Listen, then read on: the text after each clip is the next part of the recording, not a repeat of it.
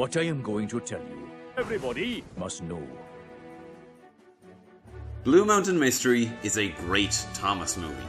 I remember having low hopes for it due to the poor track record of the previous two specials back in 2012 and being genuinely surprised by how good it was. I am biased towards it as it's one of my favourites, but none of the Thomas specials are perfect. We all know that. And while I do see Blue Mountain as a top dog special, It could have been worse. I am willing to admit that it's not 100% perfect. So if I had to criticise this movie in any way, picking apart one element that could have been better, it's that it underutilises the story's villain. We'll find the Fat Controller, and he'll tell the Thin Controller. And together, they'll make sure Luke leaves Sodor forever. Diesel is essential to the plot of this movie. He plays a similar role to Spencer from Hero of the Rails. Thomas seeks to aid a new friend to a better future, all the while dealing with a villainous presence who seeks the demise of said new friend, elevating the stakes of the story. While Spencer is established as a villain early into the story of Hero of the Rails, Diesel's first appearance in Blue Mountain Mystery occurs 35 minutes into this 60-minute story, with no prior build-up or interaction with the established characters. As it stands, neither of these villains have clear motives for their desires. That engine will be sent to the smelter's yard, where he belongs. Okay, but why do you want that to happen? I'll probably talk about that another time. But unlike Spencer, Diesel makes way more sense as a villain. He's established as one quite late, yes, but is very much in character for him. A steam-hating Diesel jumping at the chance to get one sent away. He's a bit like Randall from Recess, a nuisance who chooses to make your day worse. What I want to do now is to integrate Diesel into the story of Blue Mountain Mystery, giving him better establishment into the story and creating a motive for him, all the while making the most minimalistic changes to the script. Let's dive in. Much like the original, Paxton is damaged following the collapse of a bridge at the Blue Mountain Quarry, but in my version, Diesel is with Paxton and also gets caught in the rubble. Unlike Paxton, Diesel is furious and mistakenly believes the little engines, that he already dislikes working near, caused the bridge to collapse on him on purpose. The scene ends with him glaring angrily at them, saying something like, "I'll show those silly little engines," while in the distance we see Luke diving into a tunnel. We've now set up not one, but 3 elements for the story. A reason for Thomas to go to the quarry, a villainous presence, and showing off Luke a lot sooner than we already do. Topham enlists Thomas to cover for the 2 Diesels, and for a while the plot stays relatively the same. You might be thinking, surely you might need 2 engines to cover for both Diesel and Paxton in your version of the story? And yeah, true, but we don't need a sidekick for Thomas in this story. The main focus of the story is the bond between him and Luke, and I want to keep it that way. And then Thomas saw what had happened to the bridge. Oh my!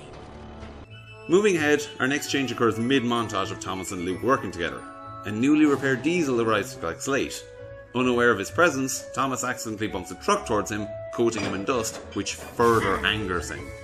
Much like the original again, Paxton overhears Luke's story later on, and Thomas becomes invested in trying to find the mysterious yellow engine, leading him to search the Diesel Works, where he finds Paxton telling Diesel about Luke. Side note, I really love Diesel and Paxton's dynamic in this movie, especially this moment.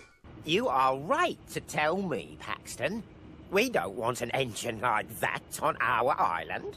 He could knock one of us into the sea next. It could be you. Oh my! It's such a crafty Eric Cartman-like moment from Diesel, hiding his true intentions behind his motives, and I just love it. Thomas sneaks away, prompting Diesel to take action. Who's there?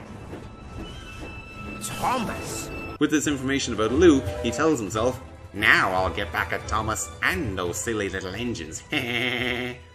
Our story's villain now has a direct motive and prior establishment in the story. It's a misguided motive, sure, but it's still a direct motive now. Now for a bigger change. I don't particularly hate this scene, but I do think they could have used its time better. In my version, Thomas crosses paths with the Diesels again, sure, but this time Diesel orders Paxton to block Thomas. Paxton, however, in his ongoing state of ethical panic, instead reverses into a set of buffers and derails. Diesel begrudgingly stays behind to help him, while Thomas escapes to the quarry. I don't mind this scene where the narrow gauge engines turn on Thomas compared to some people. They mistakenly believed he betrayed their trust, and much like Diesel's involvement, this elevates the plot and gives our hero another obstacle to overcome. Furthermore, I also really like this moment where Paxton literally has to choose a side between good and bad. Paxton, Go and find the Fat Controller. Tell him to come here. No, Paxton! Luke needs your help! Race to the Steamworks and tell Victor to come! Oh my! Oh my! Which pays off brilliantly. A character who initially played for both sides, now fully reformed. Right! I have a full explanation! After everything is explained and cleared up, Diesel then apologises to the narrow gauge engines, emphasising the moral Topham states moments prior. Scarlowy forgives him on behalf of everyone, whilst apologising to Thomas in the process. I think that was needed, and much like the original, Diesel's defeat is just simple scolding redemption.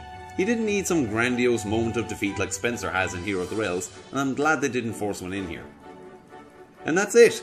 That's how I would slightly rework Blue Mountain Mystery, making the most minimalistic changes to better integrate Diesel the villain into the story. Compared to something like the Misty Island movie, I'd be reworking the entire script over how much I hate it. But Blue Mountain Mystery does not need this extensive treatment. It's a solid Thomas movie from start to finish, with honestly a very minor nitpick that's easy to overlook. If you agree or disagree with my thoughts, feel free to say so in the comments. Are there any ways you would change the movie? Feel free to say that as well. Either way, I hope you've enjoyed this video, and thanks for watching.